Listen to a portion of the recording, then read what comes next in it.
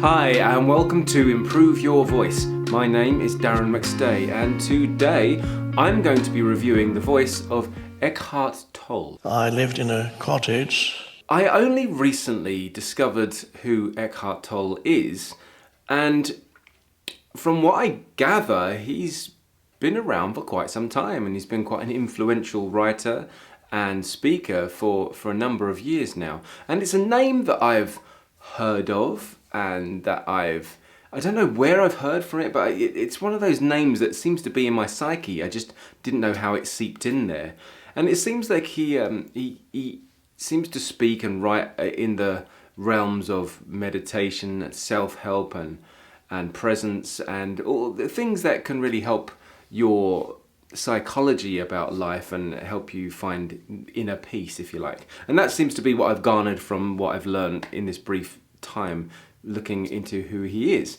Now, he's a very interesting subject to look at because he displays a lot of habits, if you like, when he's speaking that I would consider not necessarily so good.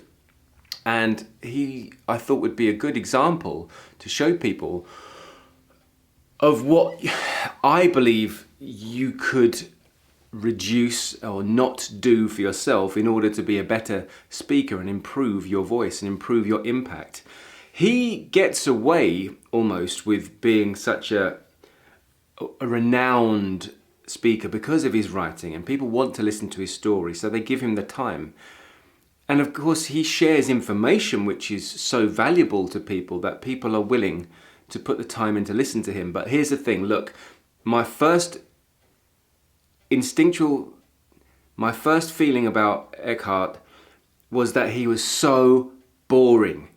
I mean, incredibly boring to listen to. And it's not because of what he's saying, it's just because he's so considered, so purposeful, so thoughtful that it takes ages for him to get to the point of what he's trying to say. So if you're someone who's just dipping in and dipping out like I was, it's kind of tedious because I was looking for, a lot of information in a short period of time, because I guess I'm just so used to the world of YouTube where it's value, value, value, get in, get the information and get out.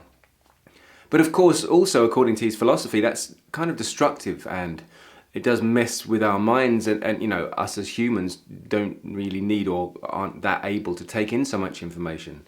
And he's really mellowed out and really slowed down his life, and it shows really in the way he presents himself. But the pauses and the time it takes for him to remember stories and come up with things is so vast that I don't feel he's giving energy along with what he's saying. Okay, he's not really using the words to affect people. He's not using the physicality of what vibrations he's making. It's all intellectual, it's all thoughtful, which is fine, and it's very useful information. Like I said before, I'm not knocking that, but it takes so long to get to things. And so I get the impression that he's a little bit insecure about speaking, and maybe because he's sat so long in a desk. But the thing is, he's been in the public eye for many years, done workshops and whatnot. However, he's one of those people that expects you to come to him. He'll sit there, suck his lips, think, and then give just a little information at a time.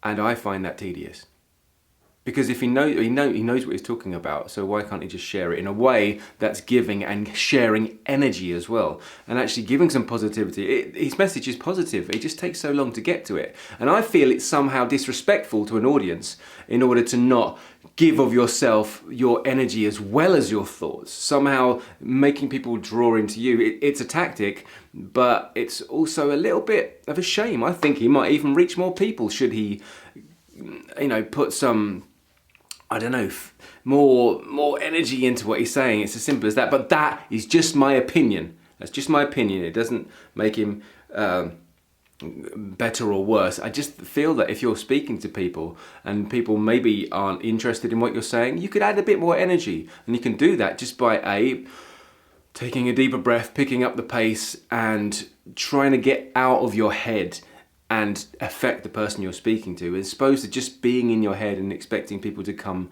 to you. Luckily, he knows what he's talking about, so there's that. Now, but there's a lot of things you can see about Eckhart Tolle that would influence the way he's using his voice and somehow this energy too. If we look at, let's just take a little look at this clip. To take them to be the truth, or the truth for you, or using them as a guide to correct or skillful action, that may be doubtful, because it depends where these feelings arise in you. A little anecdote from my life to illustrate that. When I lived in England, in the country, in that alternative town Glastonbury for 3 years, I lived in a cottage, and once a month I would travel to London or other cities in my beloved Russian-made Lada car. Now you can see that, and you can hear actually that there's a little bit of hesitation in nearly every sentence he makes. He does this flicking of the eyes, which is a little, it seems like a bit of a tick, because you don't need to blink that much, and it's part of the way that he's learned to, I think, somehow recall memory. That's again why he may be taking some time, but he's also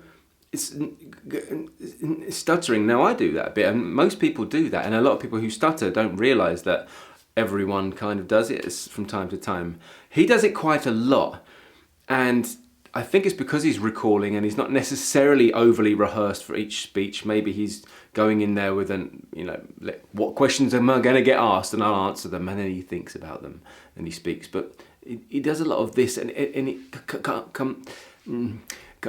comes out in his voice, and it sort of appears like a stutter. And so for most people that would appear as, I'm sorry to say this, but in the business world that might appear as a weakness, and it might make, as well as that lack of energy and giving to people. So it's just an opinion, and it's just my opinion, but I feel that the world would look at him as somehow not strong, and maybe not someone who's to be trusted because they're so considered.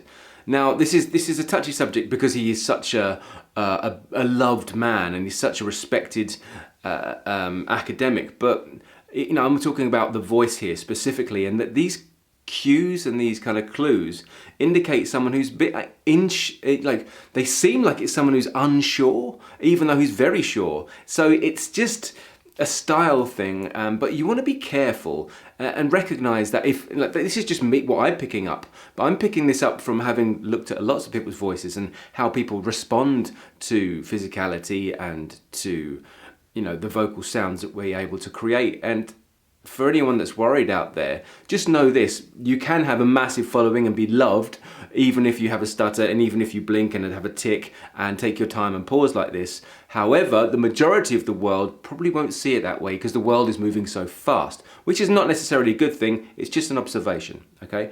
But that is my observation. Now let's go a little bit deeper into this. Let's look at his posture. Called things like transcending time, or be here now. Nothing much has changed, except that the average number of people I had was about 10. He looks a bit like Yoda, doesn't he? He's actually got this Yoda-esque quality about him. Somehow the colour green he's wearing in this, and he's kind of very still, and he's kind of small, and he's a little bit throaty too. There's I'm overdoing it, but of course Yoda's and he's just a little bit in the throat, so he does speak somewhere down here, and which means he's very relaxed. He's relaxed in his skin, but his posture, he's hunched over and he's tucked down, his arms are in front of him, and that's he's speaking without too much effort, so he's hitting those lower registers of his, and there's a bit of scratchiness where he is sitting and not taking enough air to support it, which is not giving him enough energy. Which is fine, but it's not what I'd say is optimum, and I believe that the human body is able to perform and use the voice so much more dynamically that, you know, I think, again, he would reach more people should he sit up more straight, should he take deeper breaths, and should he get out of his head a bit more and start to speak. But then, being so considered and being that his message is so important to get right, he's really analysing each word, and that is fine. Okay, that is fine. I'm just saying his physicality doesn't support a healthy voice, and his voice doesn't sound so healthy. And since my income was not enough, I had to rent out a room upstairs at my cottage. So I had to... This slouched kind of physicality of leaning over, it looks like humbleness to some people, but to others, it looks like insecurity again. It's like covering yourself and shutting yourself off. Maybe he truly is uncomfortable speaking to other people, and that is why. I know I've talked a lot about his physicality, not necessarily much about his voice, but they kind of are one and the same, because your physicality really affects your voice, and your posture really has an impact on how you breathe, and the way you breathe has an impact on how able you are to naturally let air flow through your vocal folds and out as articulated words to the world. And because he's covering up and shrinking down and making himself smaller and not really supporting himself, it's just a very weak sound that he's making, and it makes him look older than he is. It makes him sound older than he is. And so, yeah, look, takeaways. I'm not going to go into too much detail. He's a little bit throaty, he's stuck down here. He sits on his voice, which is not a bad thing, and the relaxation is great. However, his posture really tells a massive story, and that is part of your voice. Not even just speaking is not only your voice. Your voice comes from also the other stories that you're telling. And his physicality seems to suggest that of humbleness, but also that of someone who is deeply insecure. His slow, considered delivery could also signify that, even though it doesn't necessarily mean that.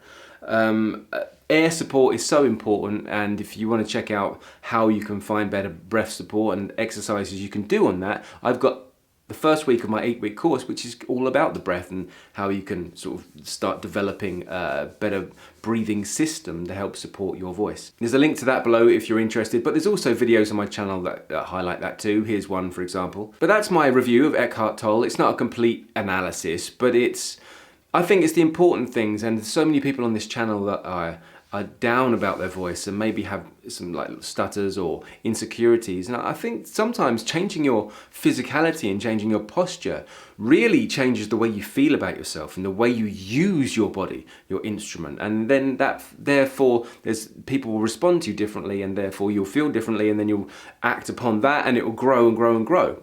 That's my opinion, and that's what I've got to say on Eckhart Tolle for today. Thank you so much for watching. This is Improve Your Voice. I am Darren mcstay, and until the next time, look after your voice.